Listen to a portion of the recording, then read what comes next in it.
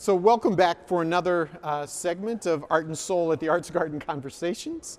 My name is Ernest Disney-Britton at the Arts Council of Indianapolis, and I have the honor of being with two people who are a part of a major new project that is launching this month at the Cabaret. I am here with professor and spoken word artist Lasana Kazembe.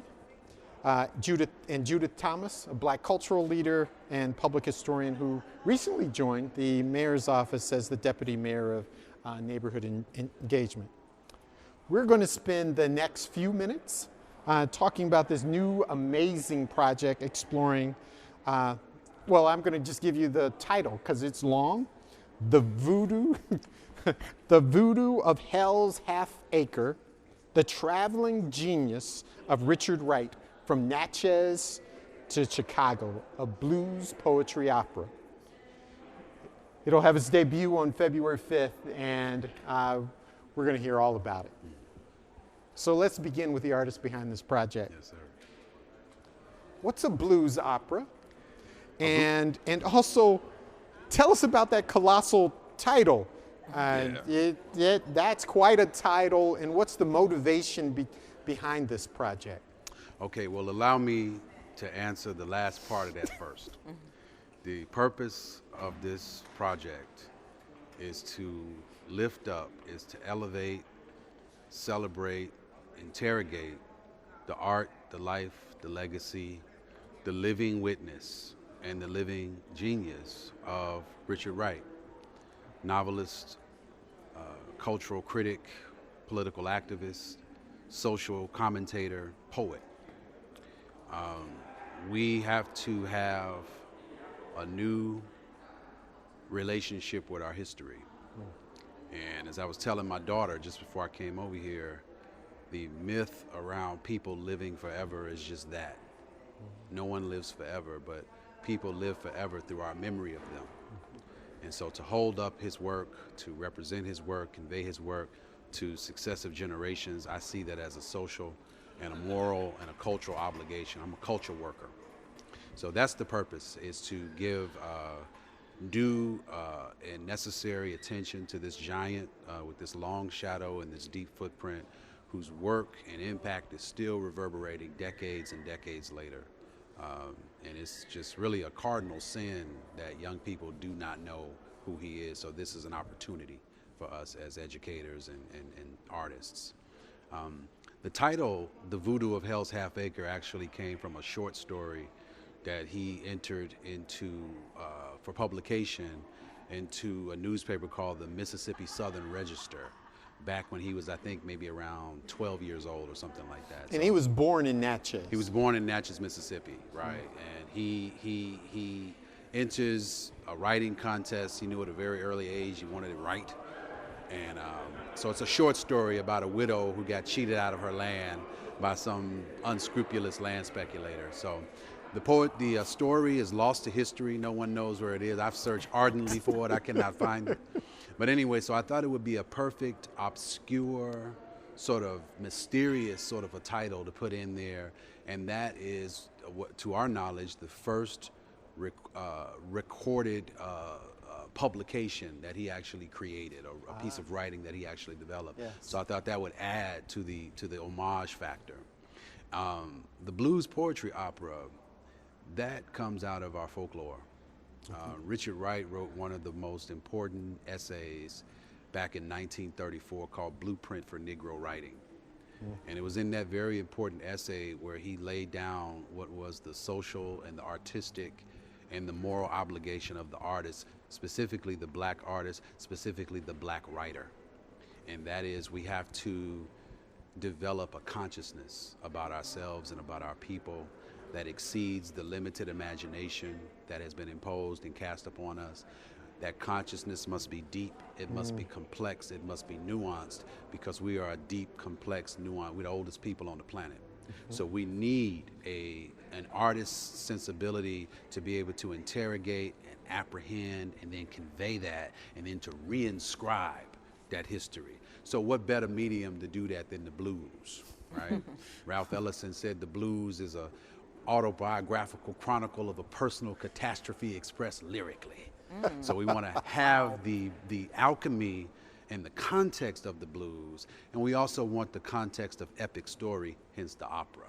So we wanted to link those two artistic traditions, tie them to the Black intellectual tradition and our Black artistic genealogy, and then see what that looks like in 2021. As Patti LaBelle said, with a new attitude.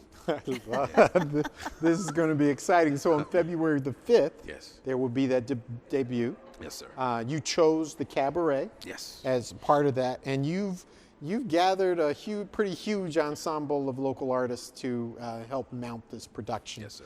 I'm just going to go through the list. Of course, yourself, spoken word. Joseph Tucker Edmonds, narrator.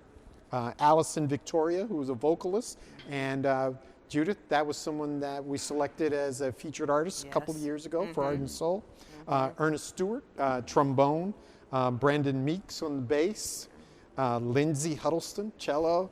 Stephen Jones, piano. Kenny Phelps, drums. Shamira Wilson, visual artist. And you recruited Rob Dixon as the music director. So why Rob? Why these folks? And what are people going to experience on February the 5th? Right. Well, we left out one, and it's probably my fault. They're as yet unnamed 4 little girls, because we're going to have 4 little girls jumping double dutch while the thing is going on. As yet unnamed, so we're recruiting. So, Excellent. Rob Dixon is an institution, and I've been in Indianapolis just over 3.5 years. I'm from Chicago. I'm a Chicagoan. Gonna die one. But so my time here, the short time that I've been here, I've been on a listening tour, and I'm an artist, so I seek out art and artists to be around that, to pull from that energy, to contribute to it. And so you can't come into a city and really into a region like this and not become acquainted with a Rob Dixon. Anyone who knows me knows I'm a student of jazz, all right? And I don't mean Kenny G.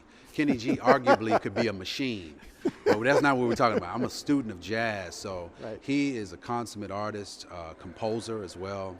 And it was just a natural sort of a thing. I've seen him perform on any number of occasions at the Jazz Kitchen and assorted venues here. So when I reached out for this, was thinking about configuring this for a new conceptualization here in Indiana, because this blues opera was evolved in 2014. Actually performed it with a different group of folks in Chicago. So to recalibrate it and reconfigure it for here, he was the perfect person because of his chops as an artist, his network, his reach, his appeal, and just the affinity and reach that he has within this artistic community. It was a perfect complement. It was peas and rice. It was cornbread and butter, and just it's been amazing to watch him work, to actually see his artistic genius sort of visualized. When we first started this, we actually sat at the piano. I read poetry, and he just began composing and writing music. That sounds and like it was incredible. I've never had an experience quite like that.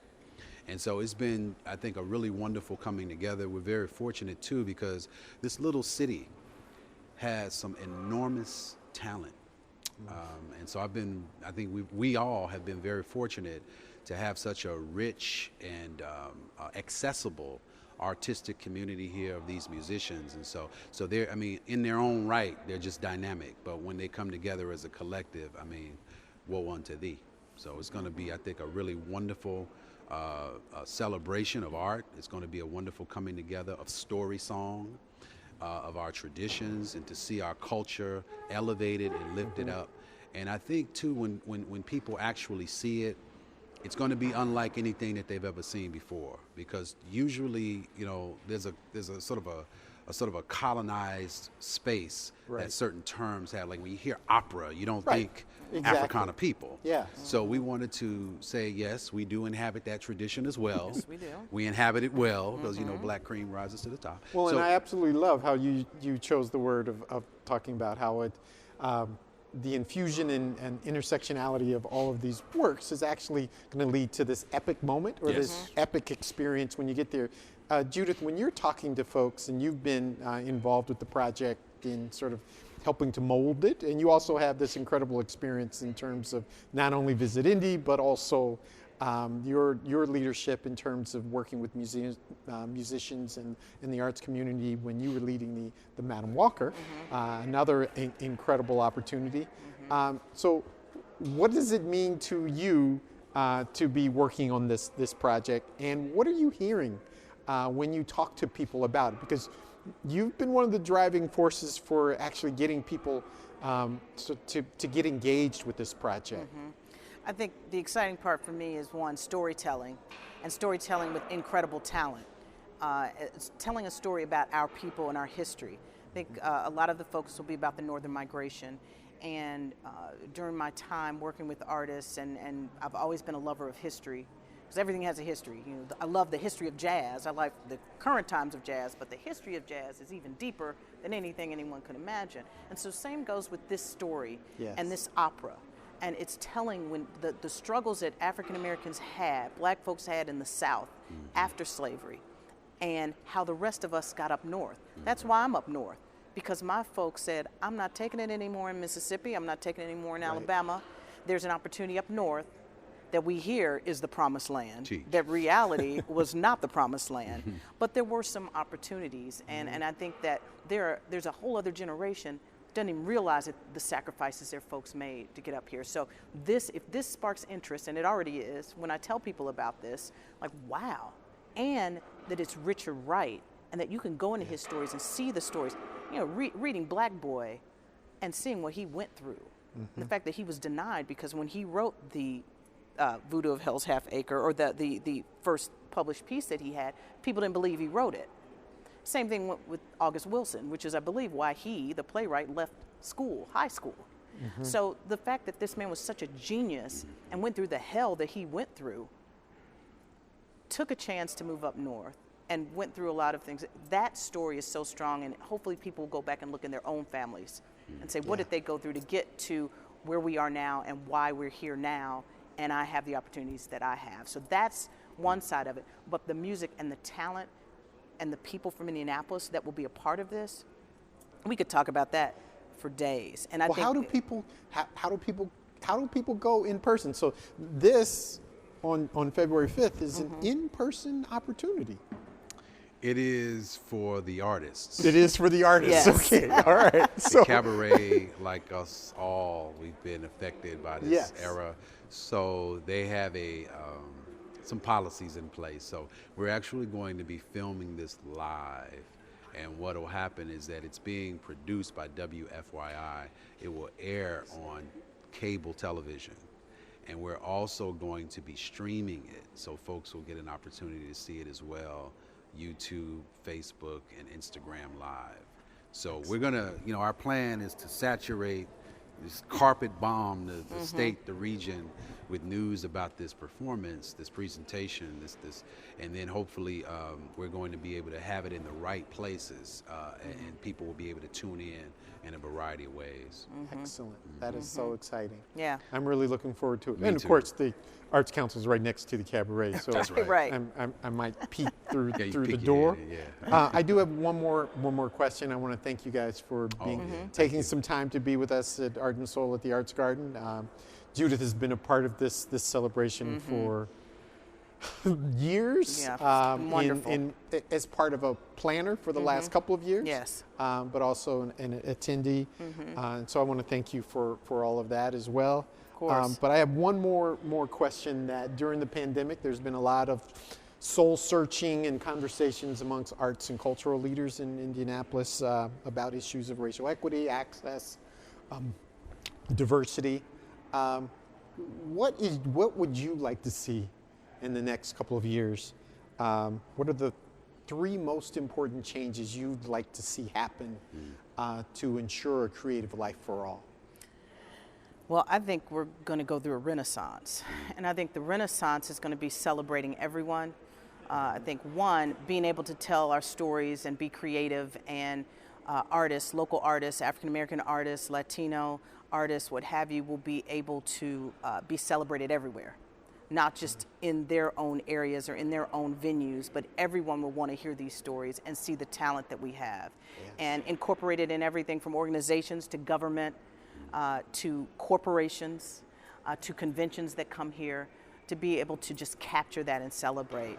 I also think looking at professionals and artists as well, to start serving on various boards in the arts world, so that we can help organizations that have been traditionally white that want to be diverse now, to help them along the way to find new staff members, new board members, young people that are here to help them and to bring a whole new perspective, also to older Black people, but to folks in general. I think that excitement, and then to see new opportunities around the city, not just inside, but outside, because now everybody has to think outside the box. And a lot of people like the Phoenix, like the Cabaret, have created outdoor spaces. Now they have to program. But this can be a year-round situation, not just during a pandemic, but being able to include everybody in unique spaces to make Indianapolis even more unique than it already is. That's exciting. Lasana? Yes, sir. Well, I think, thank you for the question. I wanted to say that the project is really funded and made possible through a generous grant from Indiana University. It's a program called New Frontiers for Creativity and Scholarship. So I got this grant late 2019, and That's when we first talked about it. yes, sir. I do Yes, sir. remember, yes. So it would, it's made possible through that, and we're able to, do what we're doing. We do what we do anyway, but this helps. Right. So in terms of the three things I'd like to see, I think I'd like to see, because this performance is one aspect of the grant. The other aspect of the grant is the development of a civic curriculum. It's a language arts curriculum that I'm writing about Richard Wright and the Great Migration, which is going to be a giveaway to teachers. Excellent. So in terms of that, the educational piece, I would love to see this city, this state, this region begin to reinterrogate its history, right? We all saw certain protesters, dissidents, seditionists last night honoring their ancestors. So we want to see this nation begin to have a different sort of interrogation and meditation and relationship with its own history, so that people can begin to get a different kind of education that's more authentic and more and a closer approximation to truth, so that we can begin to sort of tell the truth about things. I think the second thing I'd like to see happen over the course of time is the institutions that are in this city that do fund and support the arts. I'd like to see more resources and access and placement given to the least of these. Yeah. I remember one of our meetings at the Arts Council, I had indicated to the assembled group that I'm interested in working with folk on the fringe of the fringe, because there's certain sectors of this city that just the people are just not able to access the arts. So we then need to be about determining and discovering how do we bring arts to the people. So I'd like to see more done in that way. And I think the third thing, and this is key, because I'd like to see more support and more access given to Black institutions in this city and in this region and state. People rise and fall in the context of institutions and no other way. So there are any number of Black folk here who are doing just great and wondrous work that preceded me and will keep going after I'm gone.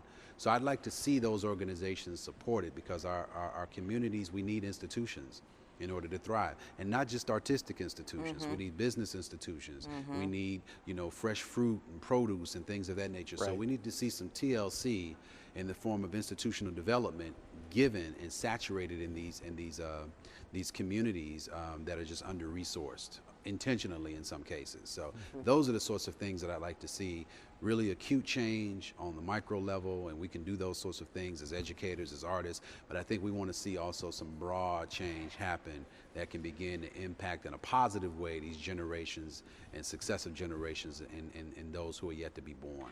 And I think art has the power to do that. In my work, I refer to art as ART, a revolutionary tool. Revolution meaning complete constructive change. A revolutionary tool. That's right. I like that. That's the That's perfect way awesome. to close out today's day's conversation. Thank you all. Thank you both.